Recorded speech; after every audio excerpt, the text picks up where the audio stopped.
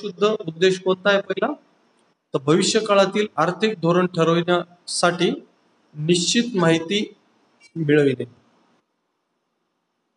भविष्य काळातील आर्थिक धोरण ठरवण्यासाठी निश्चित माहिती मिळविणे. तर आधुनिक काळामध्ये आपण कोणताही बिझनेसमॅन, कोणती कंपनी सतत आपला व्यवसाय वाढवण्यावर देत असते, म्हणजे एक्सपान्शन करत असते बिझनेसचं. म्हणजेच काय एक्सपान्शन करणं म्हणजे, समजा जसं आपण पाहतो की एक हिंदुस्थानी युनिलिव्हर नावाची कंपनी आहे. ती अगोदर फक्त लाईफ बॉय नावाचे आंघोळीचे साबण तयार करत होती. मग त्यांनी लक्स आणला, मग त्यांनी रेक्सोना आणला, आता डव आणलेला आहे, म्हणजे तो पण 10 वर्षापूर्वीचा जुनाच आहे. तर अशा नवीन नवीन प्रोडक्ट्स लॉन्च करते, म्हणजे ते आर्थिक धोरणं ठरवत असते. ठीक आहे. तर मग अशी आर्थिक धोरणं ठरवण्यासाठी व्यावसायिकाला किंवा व्यवसायाच्या व्यवस्थापकाला आपल्या मागील लेखांचा आधार घ्यावा लागतो आणि आपल्या ऍक्टिव्हिटीज मधून आपल्याला प्रॉफिट होते का लॉस होते हे त्याला निश्चितपणे समजून घ्यावं लागते. म्हणजेच लेख्यांवरून निघणाऱ्या निष्कर्षांचा काळजीपूर्वक विचार करावा लागतो. जर तुमचा बिझनेस अगोदरच लॉस मध्ये असेल आणि तो लॉस तुमच्या अंकेक्षकानं मान्य केलेला असेल, तर तुम्ही शक्यतो नवीन प्रोडक्ट लॉन्च करणार नाही. आणि जर तुम्ही प्रॉफिटमध्ये असाल तर नवीन प्रोडक्ट लॉन्च करणे किंवा नवीन मार्केटमध्ये तुम्ही एंट्री करणं असे असे निर्णय घेऊ शकता. म्हणून मागील आर्थिक निष्कर्षांचा आपल्याला काळजीपूर्वक अभ्यास करावा लागतो. व्यवसायाचे भविष्यकालीन धोरण निश्चित करणाऱ्या व्यवस्थापक मंडळींना, म्हणजे व्यवस्थापकांना, लेखा विवरणांवर, स्टेटमेंट्स ऑफ अकाउंट्स वर भरोसा ठेवून निर्णय घ्यावा लागतो. जे बोर्ड ऑफ स्टडीज व्यवस्थापक मंडळ असते कंपनीचं, ते काय करतात, लेख्यांवर विश्वास ठेवतात, पण लेखी कोण लिहिलेले असतात, कर्मचाऱ्यांनी. जोपर्यंत त्याचं ऑडिट होत नाही, अंकेक्षण होत नाही, तोपर्यंत संचालक मंडळ त्या लेख्यांवर भरोसा ठेवत नाही. आणि जर ते ऑडिट झालेलं असेल तर त्यावरूनच संचालक मंडळ पुढचे निर्णय घेऊ शकते. तर मग अशा लेख्यांवर भरोसा ठेवून संचालक मंडळ आपला निर्णय घेत असतो. मग तेच मी सांगितलं, तेच बाब पुन्हा या ठिकाणी, पुस्तक पालन व लेखाकर्माचे काम त्यांनी स्वतः केलेले नसल्यामुळे त्यावरून निघणारे निष्कर्ष बरोबर आहेत किंवा नाही याबद्दल त्यांची खात्री झालेली नसते. आणि ती खात्री होण्यासाठीच संचालक मंडळ लेखापरीक्षण करून घेते. आणि लेखापरीक्षणानं सांगितलं की हे लेखे बरोबर आहेत, मग ते आपला पुढचा भविष्यकालीन निर्णय घेऊ शकतात, आर्थिक निर्णय घेऊ शकतात. तर सिम्पली कोणताही भविष्यकालीन निर्णय घेण्यासाठी लेखापरीक्षण महत्वाचं आहे. त्यानंतर हिशोबातील चुका शोधून काढणे, हा सरळ सरळ उद्देश आहे.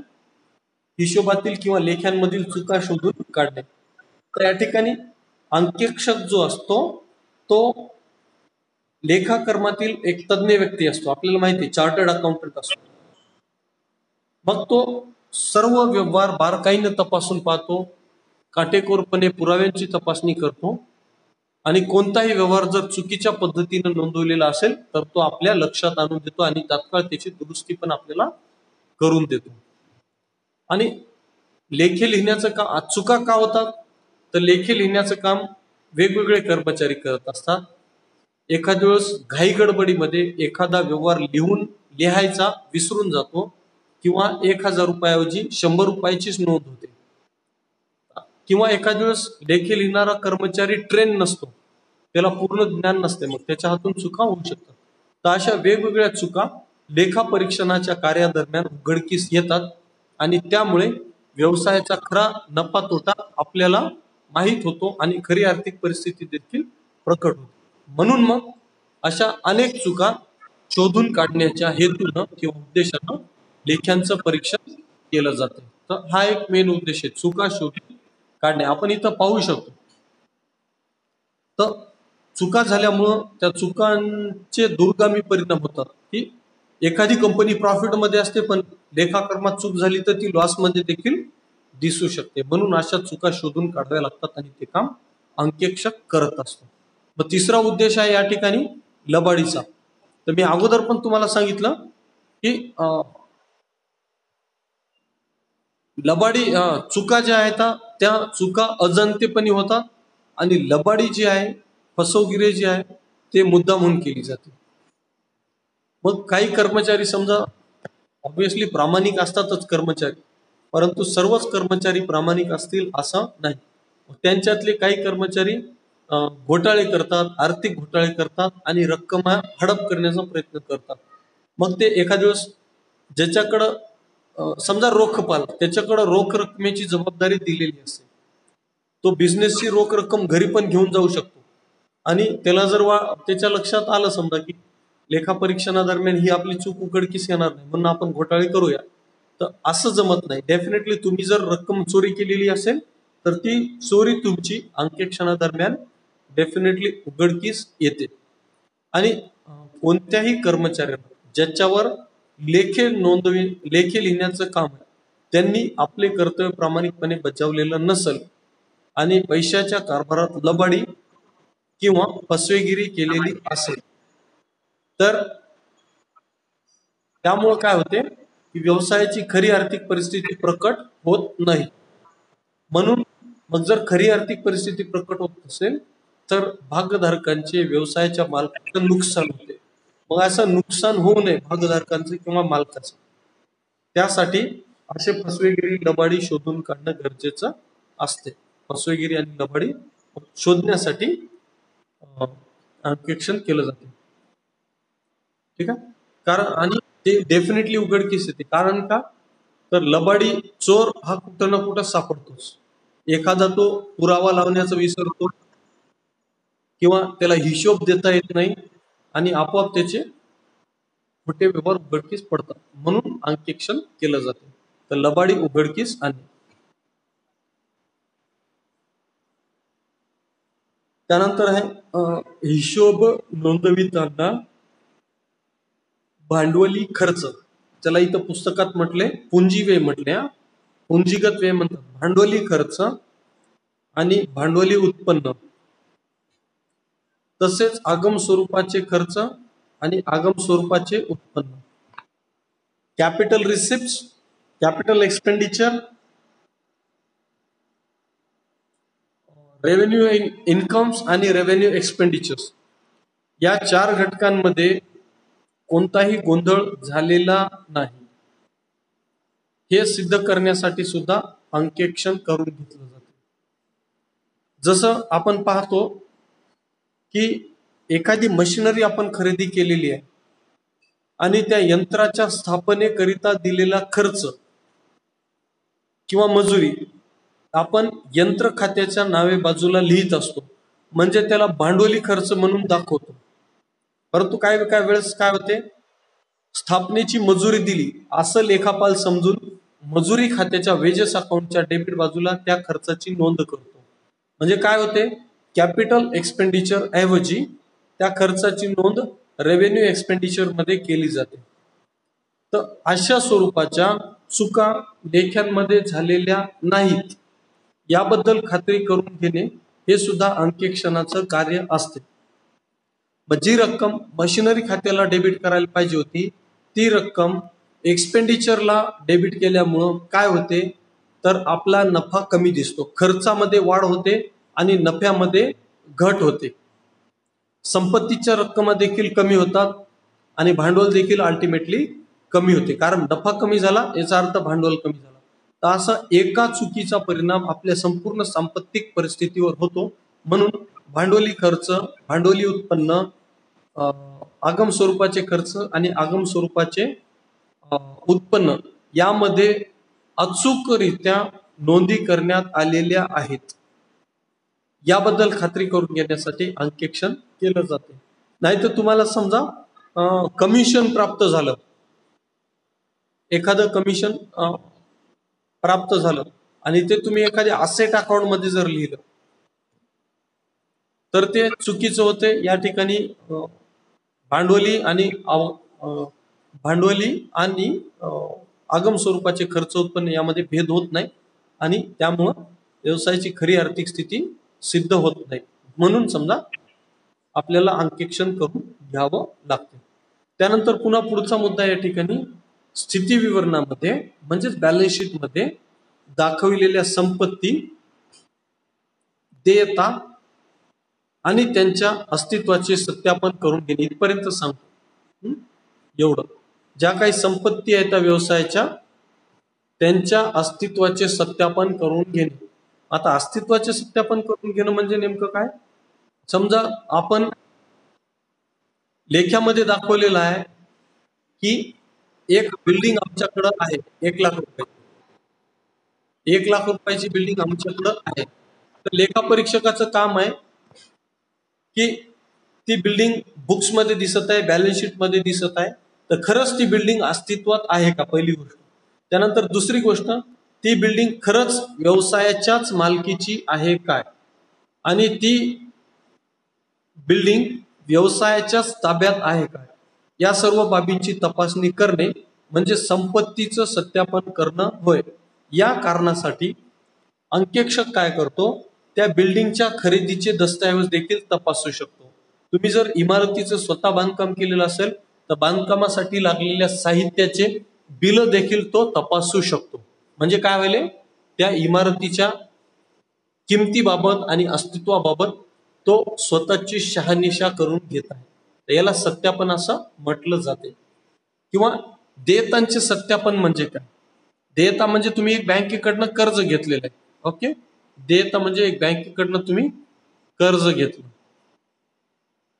आणि तुम्ही लायबिलिटीला दाखवलं की आम्ही XYZ बँकेकडनं कर्ज घेतलेलं आहे. तर मग अंकेक्षक काय करणार अशा परिस्थितीत, सत्यापन कसं करणार? तो काय विचारणार, पहिली गोष्ट, तुम्ही जे प्रपोजल तयार केलेलं होतं हे लोन घेण्यासाठी, त्या लोनचं प्रपोजल दाखवा. बँकेनं तुम्हाला कधी पैसे दिले, कर्जाची रक्कम कधी दिली, त्याच्या नोंदी, पासबुकातील नोंदी दाखवा. आणि गरज पडल्यास तो अंकेक्षक बँकेच्या कर्मचाऱ्यांची भेट घेऊन देखील तपासणी करू शकतो की खरंच त्या बँकेनं तुमच्या व्यवसायाला लोन दिलेलं आहे काय. या पद्धतीच्या तपासणीला देयतांचे सत्यापन असं म्हटल्या जाते. मग आता सत्यापन झाल्याच्या नंतर काय, तर मूल्यांकन आलं. हे इथं दिसते तुम्हाला. तर संपत्तीचे सत्यापन झालं आणि मूल्यांकन म्हणजे काय, मूल्य ठरविणं किंवा जे मूल्य संपत्तीचं म्हणा किंवा देयतांचं म्हणा, जे मूल्य ताळेबंदात दाखवलेलं आहे ते बरोबर आहे किंवा नाही हे पाहणं. तसंच त्या मूल्यामध्ये कुठलीही वाढ करण्यात आलेली नाहीये किंवा ते वाढवून दाखवलेलं नाही, हे अंकेक्षकाला तपासून घ्यावं लागते. कोण आगाऊपणा करायला ते गप्प बसा, बिलकुल प्लीज, मी बंद करून देईन मीटिंग. तर त्या सर्व संपत्तीचं देयतांचं मूल्य योग्य प्रकारे दाखवलंय का नाही दाखवलंय हे अंकेक्षकाला तपासून घ्यावं लागते. म्हणजे काय व्हायले की बॅलन्स शीट मध्ये दाखवलेले असेट्स करेक्ट आहेत, लायबिलिटी सुद्धा करेक्ट आहेत, आणि त्यावरून व्यवसायाची खरी आर्थिक परिस्थिती समोर येत आहे हे सिद्ध होते. तर अशा सर्व बाबींसाठी अंकेक्षण केलं जाते.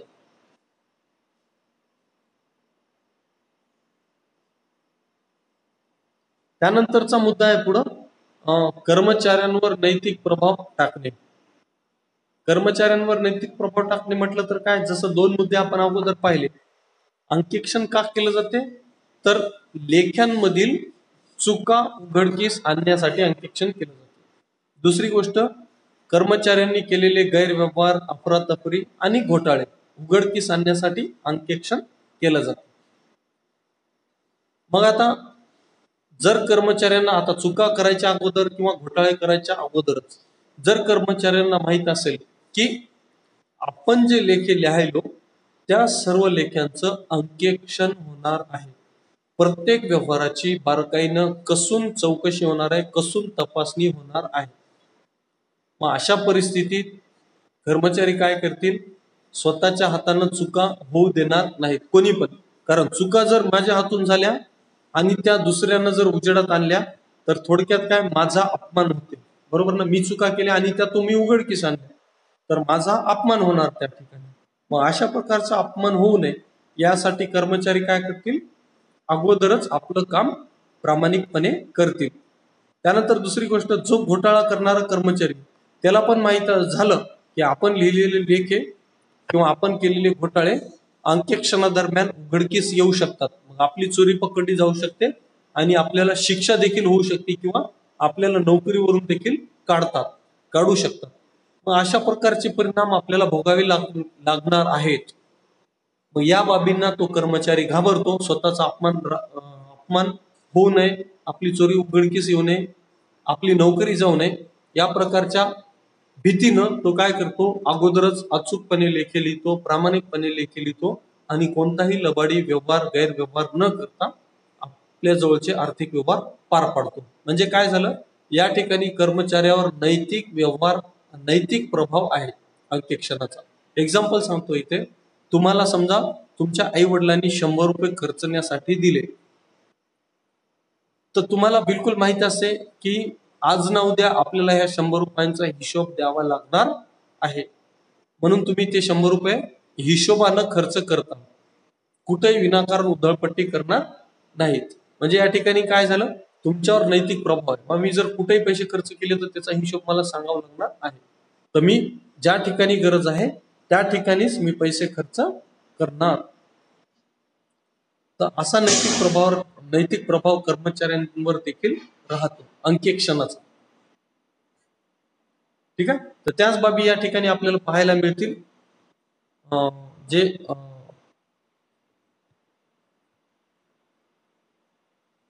सॉरी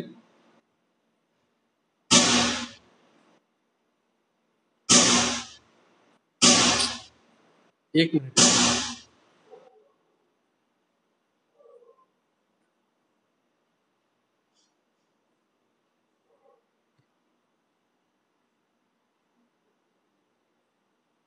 बाहेरचा थोडा डिस्टर्बन्स होता.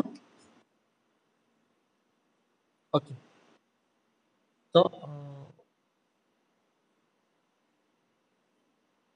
आपली चर्चा चालू होती या ठिकाणी कर्मचाऱ्यांवर नैतिक प्रभाव.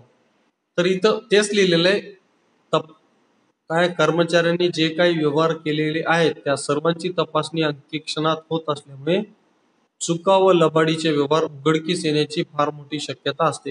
तुम्ही चुका केल्या तर त्या उघडकीस येणारच, तुम्ही घोटाळे केले तर तपासणी दरम्यान ते पण उघडकीस येणार. म्हणून मग काय होते, अंकेक्षणाच्या भीतीनं प्रत्येक कर्मचारी आपले काम काळजीपूर्वक बिनचूक करण्याचा प्रयत्न करतो. याशिवाय अंकेक्षणाच्या वेळी लबाडी उघडकीला येईल व त्यामुळे आपली नोकरी जाईल किंवा तुरुंगवासही घडेल, म्हणजे शिक्षा होईल, या भीतीने लबाडी किंवा अफरातफर करण्यास कर्मचारी धजावत नाहीत किंवा पुढे येत नाहीत. म्हणजे आपोआप कर्मचाऱ्यांवर प्रेशर राहते, चांगलं प्रेशर, असं खराब नाही, नैतिक प्रेशर. ओके. तर हे एक 5-6 मुद्दे आहेत ज्याला आपण अंकेक्षणाचे उद्देश असं म्हणू शकतो.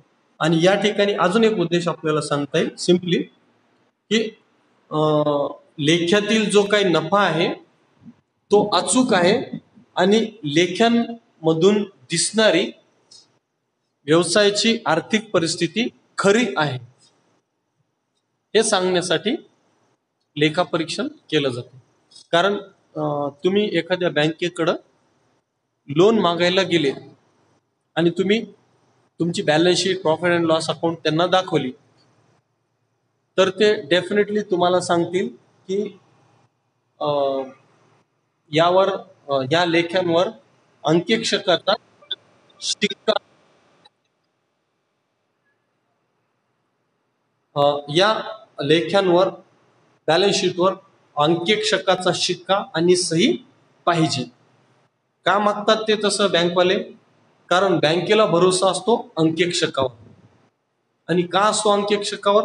कारण अंकेक्षक सर्व लेख्यांची, व्यवहारांची प्रामाणिकपणे तपासणी करत असतो. मग जर तुमच्या लेख्यांचं ऑडिट झालेलं असेल तर बँक त्या लेख्यांवर भरोसा करते की जे काही लेख्यांमध्ये नेट प्रॉफिट दिसायला तो बरोबर आहे आणि बॅलन्स शीट मध्ये जे बिझनेसचं इकॉनॉमिक पिक्चर दिसते ते पण खरं आहे, असा भरोसा ठेवून बँक तुम्हाला लोन देते. म्हणून समजा अशा, आणि जर तुम्ही प्रत्येक वेळेस लेख्यांचं अंकेक्षण करून घेताय आणि प्रत्येक वेळेस तुमचे लेखे चांगले निघतात, तर आपोआप यातून तुमच्या ख्यातीमध्ये देखील वाढ होते. तर मी सांगत होतो मुद्दा, अचूक नफा आणि खरी आर्थिक परिस्थिती उघड करण्यासाठी अंकेक्षण केलं जाते, हा देखील एक उद्देश आपण सांगू शकतो. असे 5-7 अंकेक्षणाचे उद्देश आहेत. आणि मी जसं सुरुवातीलाच बोललो की अंकेक्षणाचे उद्देश आणि फायदे जवळपास सारखेच आहेत. तर आपण अंकेक्षणाच्या फायद्याकडे जाऊया. जर कोणाला काही माझ्यासोबत चर्चा करायची असेल तर हँड रेस करू शकता, मी त्याला अनम्यूट करतो. प्लीज, आपलं सेशन आहे ना इंटरॅक्टिव्ह झालं पाहिजे. मी नुसतं बोलतोय, तुम्ही काहीच बोलत नाही आहात. तुमच्याकडून पण काही रिस्पॉन्स एक्सपेक्टेड आहे. अनम्यूट करता का तुम्हाला स्वतःला? कोणाला बोलायचं असेल तर हँड रेस करा. चव्हाण, गणा, दिव्या काकड, दिशा ओझा, कोण रिअलमी फोन आहे कोणाचा तरी, सूरज खडसे, विनय मनवर, विठ्ठल, C405 कोण आहे? C400, त्याच्यानंतर 1G आहे कोणतरी. एनीबडी? कोणाला काही बोलायचंय नाही बोलायचंय? प्लीज तुमचे कॅमेरा ऑन करा बरं. तुम्ही आहात का नाही आहात मला दिसू तर द्या. सर्व लोकांनी आपले आपले कॅमेराज ऑन करावे. जर तुम्ही कॅमेरा ऑन करत नाहीये, definitely I will consider that you are not present to my lecture. Please, माझा रेकॉर्ड व्हायला लेक्चर पुन्हा. आवाज येतोय का? आवाज येतोय का? मी स्क्रीन शेअरिंग स्टॉप करतो, पाहतो सर्वजण आलेत.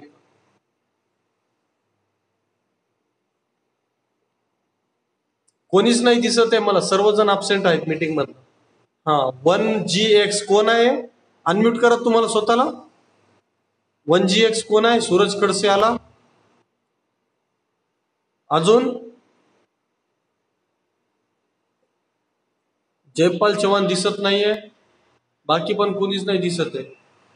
वैष्णवी भीमट, किट्टू गिरे, कुठं आहात तुम्ही? कोण? हा, दिशा ओझा आली. अजून VR, किती लोक? हा, किट्टू गिरे, गिरे एक आली. चलो, अजून जयपाल चव्हाण नाही दिसत आहे. लखन गावंडे दिसतोय. दुसरंच कोणतरी दिसायला लखन गावंडेच्या जागी.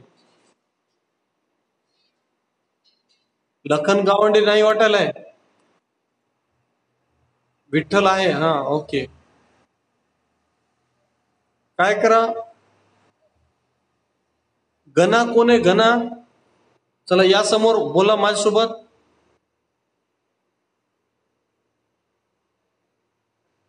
ओके, गणेश, ठीक आहे, you can close your video. Vaishnavi भीमट,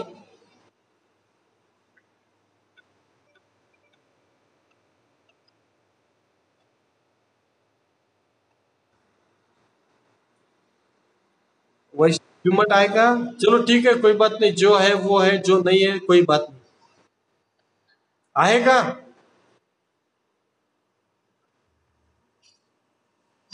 बर बर, ठीक आहे, ठीक आहे, धन्यवाद. हा, थोडस आपलं सेशन इंटरॅक्टिव्ह झालं पाहिजे काय. फक्त हे काय करते बाकीचे लोक आहे ना, अं, मध्ये मध्ये बोलत राहतात म्हणून. आरती गावंडे आहात का तुम्ही? आहे ना, ओके. आपण अंकेक्षणाचे उद्देश जवळपास पाहिलेले आहेत. आपण जाऊया अंकेक्षणाचे जे लाभ आहेत त्याच्यावर पण थोडंसं डिस्कस करू. जरी आपला व्हिडिओ बंद झाला ना तरी नो प्रॉब्लेम, मी पूर्ण व्हिडिओ माझं माझं बोलणं चालू ठेवतो आणि रेकॉर्ड करून तुम्हाला व्हॉट्सअपमध्ये पाठवतो. ठीक आहे. So again I will share my screen. Documents, device storage, M scanner.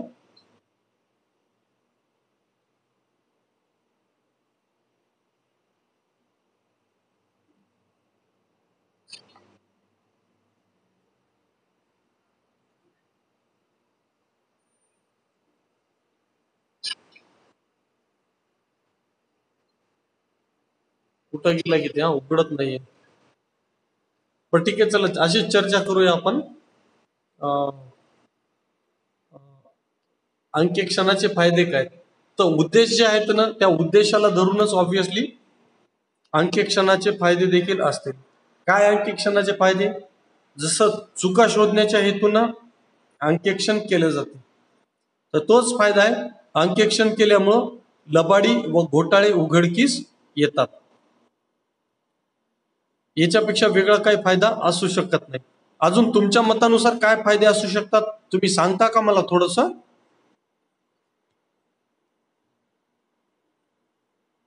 Hello,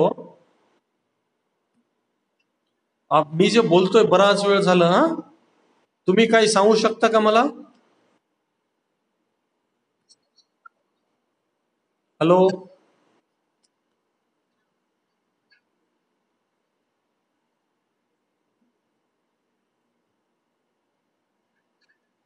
काही सांगू शकता का म्हणलं मला?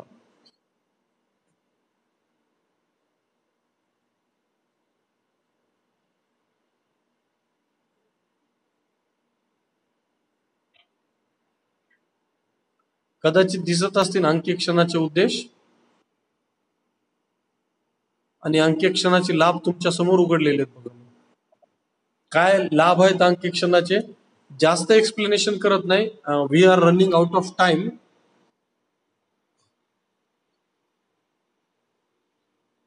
तर अंकेक्षणामुळे काय होते फायदा? चुकांचे व लबाडींचे प्रमाण कमी होते. मी तुम्हाला सांगितलंय अगोदरच. उद्देश काय असतो? उद्देश काय सांगितला थोड्याच वेळापूर्वी? खरा नफा माहीत होणे आणि व्यवसायाची आर्थिक परिस्थिती खरी आहे हे सिद्ध करण्यासाठी अंकेक्षण केलं जाते. मग तोच फायदा आहे. अंकेक्षण केल्यामुळे काय होते की ठीक आहे बा, बँक आपल्यावर भरोसा करते. म्हणजे काय, बँकेला काय वाटते की यांचे लेखे बरोबर आहेत, खरंच यांच्याकडे ही सगळे बाबी आहेत. म्हणजे अंकेक्षण झालेल्या लेख्यांवर ना खऱ्या आर्थिक परिस्थितीचं ज्ञान होते. ठीक आहे. नंतर पुन्हा पुढे जर पाहिला आपण तिसरा लाभ काय, तर लेखाकर्माच्या पद्धतीमध्ये सुधारणा शक्य होते. हे महत्वाचा मुद्दा आहे का? लेखाकर्माच्या पद्धतीत सुधारणा होते. मी यापूर्वी देखील आपल्याला स्क्रीन दिसते ना माझी तुम्हाला? Hello, okay. तर मी अगोदरही सांगितलं की लेखे तपासणारा व्यक्ती हा लेखाकर्मातील तज्ज्ञ असतो, चार्टर्ड अकाउंटंट असते, त्याला प्रत्येक बाबीचं ज्ञान असते. ठीक आहे. मग आता तो लेखे तपासायला आला तर तो फक्त लेखेच तपासणार का? एखादी चूक जर त्याला आढळून आली तर तो काय करणार? त्या कर्मचाऱ्याला समजून सांगणार, तुम्ही हा व्यवहार ज्या पद्धतीनं नोंदवलाय ती पद्धत चुकीची आहे, तुम्ही असं करेक्ट पद्धतीनं तो व्यवहार नोंदवायला पाहिजे होता. आता याच्या पुढे तुम्ही ध्यान ठेवा, लक्ष ठेवा, असा व्यवहार नोंदवायचा आहे. मग यामुळे काय होते की तो अंकेक्षक जो राहतो तो लेखे लिहिणाऱ्या कर्मचाऱ्यांना मार्गदर्शन करतो की लेखे कसे लिहायचे. मग आता त्यांना मार्गदर्शन केल्यामुळे काय होते की त्या कर्मचाऱ्यांना देखील माहिती होते की अचूक पद्धतीनं कसे लेखे लिहावे. मग कर्मचाऱ्याला थोडस एक्स्ट्राचं ज्ञान मिळाल्यामुळे काय होणार? ऑब्व्हियसली ते अधिक चांगल्या पद्धतीनं लेखे लिहिणार. जसं तुम्हाला एखादी गोष्ट, समजा कुठलीही गोष्ट सांगितली करायला आणि ती तुम्हाला जमत नाहीये, चूक करताय तुम्ही त्याच्यामध्ये, आणि त्या एखाद्या तज्ज्ञ व्यक्तीने सांगितलं समजून तुम्ही असं नाही अशा पद्धतीने काम करा, तर तुम्ही काय करणार? त्यांना सांगितलेली पद्धत फॉलो करणार, म्हणजे तुम्ही पण अचूकतेने काम करू शकता. तर यामुळे काय होते? लेखाकर्माच्या पद्धतीत सुधारणा पण होते आणि होणाऱ्या चुका पण टाळता येतात. म्हणजे भविष्यात होणाऱ्या चुका टाळल्या जातात. हा देखील एक लेखा परीक्षणाचा फायदा आहे. लेखाकर्माच्या पद्धतीत सुधारणा शक्य होतात आणि भविष्यातील चुका टाळता येतात. हा अंकेक्षणाचा लाभ आहे. त्यानंतर चौथा मुद्दा आपल्या समोर आहे, कर्मचाऱ्यांवर नैतिक प्रभाव राहतो. तर अगोदर जसं आपण बोललो तसं समजा उद्देश काय? कर्मचाऱ्यांवर नैतिक प्रभाव राखणे, आणि तोच फायदा या ठिकाणी कर्मचाऱ्यांवर आपोआप प्रेशर राहते, ते घोटाळे करत नाहीत किंवा चुका देखील करत नाहीत. म्हणजे आपोआप आपले कर्मचारी आपल्या कंट्रोलमध्ये राहतात आणि ते आपलं काम व्यवस्थितपणे पार पाडतात. त्यानंतरचा पाचवा मुद्दा आहे, अंकेक्षण झालेले लेखे जे आहेत ते विश्वासपूर्ण असतात, विश्वासार्ह असतात, त्याच्यावर आपण विश्वास ठेवू शकतो. बँकेचं उदाहरण मी सांगितलं. त्यानंतर मी थोड्या वेळापूर्वी बोललो होतो की सेबीच्या कायद्यानुसार, म्हणजे जे कंपन्या स्टॉक मार्केटमध्ये लिस्टेड आहेत, रजिस्टर्ड आहेत, त्यांना सेबीला आपले ऑडिट झालेले लेखे सादर करावे लागतात. जर ते ऑडिट झालेलं नसेल तर सेबी किंवा कोणतंही स्टॉक मार्केट तुमच्या अकाउंटवर भरोसा ठेवत नाही, म्हणजे तो विश्वासपात्र नसतो लेखा. म्हणून काय करावं लागते? आपले लेखे विश्वासपात्र होण्यासाठी अंकेक्षण करून घ्यावं लागते, आणि अंकेक्षित झालेले लेखे जसं विश्वासपात्र ठरतात तसं आपल्या व्यवसायाबद्दल लोकांच्या मनामध्ये विश्वास वाढतो आपल्या व्यवसायाची ख्याती निर्माण होते. त्यानंतर भागीदारी संघटनेत पण अंकेक्षण महत्वाचं ठरते. भागीदारी संघटना म्हणजे काय, 2 जणांचा व्यवसाय किंवा 3 जणांचा. तर मग एखादा डॉर्मंट पार्टनर असतो, ज्याला स्लीपिंग पार्टनर असं देखील म्हणू शकतो. तो फक्त भांडवल लावतोय, व्यवसायाच्या कामकाजात काय हस्तक्षेप करत नाही. मग त्याला कसं कळणार की लिहिलेले लेखे बरोबर आहेत का नाहीत, का माझ्या माघारी माझे बाकीचे पार्टनर आर्थिक घोटाळे करतायत का नाही करत, काही इमानदारीने व्यवसाय चालवत आहेत, हे त्याला कसं कळणार. तर असा भागीदारी व्यवसायामध्ये जेव्हा विश्वासाचा प्रश्न निर्माण होतो, तेव्हा अंकेक्षित झालेले लेखे महत्वाचा रोल प्ले करत असतात. त्यावरून समजा सर्व भागीदारांना माहित होते की व्यवसायाची खरी आर्थिक परिस्थिती काय आहे आणि व्यवसायाचा नफा खरा आहे का नाही आहे आणि आर्थिक परिस्थिती खरी आहे का नाही खरी आहे, हे सगळं अंकेक्षण झालेल्या लेख्यांवरून ठरते. म्हणूनच अंकेक्षण झालेल्या लेख्यांना भागीदारी व्यवसायामध्ये महत्वाचं स्थान आहे. एकमेकांवर अविश्वास निर्माण होत नाही, एकमेकांसोबत वाद होत नाही या लेख्यांवर. त्यानंतर आहे प्रमंडळाच्या संबंधात लेखा पुस्तके बिनचूक व अद्ययावत राहतात. आता प्रमंडळ म्हणजे कंपनीला वेगवेगळ्या कायद्यानुसार, इन्कम टॅक्स ऍक्ट आहे, कंपनीज ऍक्ट आहे, सेबी ऍक्ट आहे, अशा वेगवेगळ्या कायद्यानुसार लेख्यांचं परीक्षण करून घेणं गरजेचंच असते. म्हणून अंकेक्षण केल्यामुळं सर्व कायद्यांची पूर्तता होते आणि आपण कोणत्याही कायद्याच्या कचाट्यात सापडत नाही किंवा गव्हर्नमेंट कडून आपल्यावर कारवाई देखील होत नाही. जर तुम्ही लेख्यांचं परीक्षण केलं नाही तर इन्कम टॅक्स ऍक्ट नुसार तुमच्यावर कारवाई केली जाऊ शकते, दंड लावला जाऊ शकतो. तर अशा दंडापासून वाचण्यासाठी अंकेक्षण करून घेतले जाते आणि आपला दंड देखील आपल्याला लागत नाही. तर असे फायदे आपल्याला मिळतात. त्यानंतर एकल व्यापाऱ्याकरिता देखील अंकेक्षण फायद्याचं आहे. एकल व्यापारी म्हणजे मी माझाच व्यवसाय चालवत आहे आणि मी माझेच लेखी लिहिले, त्या ठिकाणी काही गैरव्यवहार करण्याची शक्यता नसते, आपण आपल्या व्यवसायात फसवणूक करत नाही. परंतु लिहिलेल्या लेख्यांमध्ये चुका नाहीत हे मात्र आपण कन्फर्म सांगू शकत नाही. तर अशा बाबी सिद्ध करण्यासाठी एकल व्यापाऱ्याला सुद्धा अनेक वेळेस अंकेक्षणाची गरज पडते. जनतेच्या मनात विश्वास हा पुढचा मुद्दा आहे. तर कंपन्या काय करतात, प्रमंडळ काय करतात, आपले लेखे तयार करतात, त्याचं लेखापरीक्षण करतात आणि न्यूजपेपरमध्ये ते प्रकाशित करतात. आपण पाहू शकतो लोकसत्तामध्ये खूप जास्त प्रमाणात कंपन्यांचे लेखे येतात ऑडिटेड. तर यामुळं काय होते की त्या लेख्यांवरून लोकांच्याही लक्षात येते की कंपनीची आर्थिक परिस्थिती कशी आहे काय नाही. म्हणजेच काय होते, जनतेच्या मनात, भागधारकांच्या मनात, ग्राहकांच्या मनात आपल्या कंपनीबद्दल चांगली भावना किंवा चांगलं मत तयार होते, म्हणजेच ख्याती निर्माण होते. आणि लास्टला आहे न्यायालयात पुरावा. तर कंपनीच्या आर्थिक व्यवहारांबाबत कोणताही न्यायालयीन वाद उपस्थित झाला तर अशा परिस्थितीत जज लोक किंवा न्यायालय हे ऑडिट झालेल्या अकाउंट्सची मागणी करतात. बगर ऑडिटचे जर लेखे आपण कोर्टात सादर केले तर ते पुरावा म्हणून मान्य केले जात नाही. म्हणून जरी आपलं कोर्टामध्ये केस चालू असो अथवा नसो, बऱ्याचशा कंपन्या, बरेचसे व्यवसाय आपल्या लेख्यांचं परीक्षण करून घेतात. फ्युचरमध्ये एखादा जर न्यायालयीन प्रॉब्लेम आला तर त्या ठिकाणी तो पुरावा म्हणून आपल्याला कोर्टात सादर करता येतो. अशा प्रकारचे 10 बेनिफिट्स आपल्याला ऑडिटमुळे मिळू शकतात. आणि या सर्व फायद्यांकरिताच प्रत्येक व्यवसाय, प्रत्येक भागीदारी संस्था, कंपन्या आपल्या व्यवसायांचं लेखापरीक्षण करून घेतात. That's all from my side for today's lecture. धन्यवाद आणि गुड नाईट.